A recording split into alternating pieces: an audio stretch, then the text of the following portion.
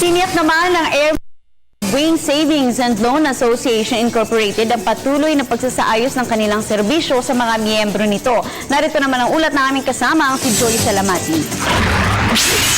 Unang itinayo ng isang daang orihinal na miyembro ng dating 410th Air Material Wing of the Philippine Air Force at ngayon ay kilala bilang Villamor Air Base. Ang AMSLI o Air Material Wing Savings and Loan Association Incorporated ay patuloy na lumalago.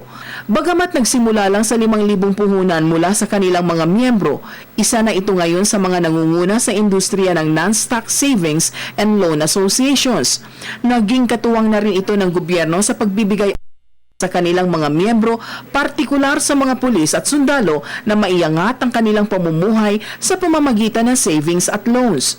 Bukod sa pagbibigay ng financial support sa kanilang mga miyembrong kapos, malaki na rin ang naging kontribusyon ng organisasyon sa pag-asenso ng ekonomiya ng bansa sa pamamagitan ng pagpapautang sa mga gustong magnegosyo at sa pagdiriwang ng asosasyon sa kanilang ika-59 na anibersaryo ng pagkakatatag kamakailan sa Quezon City.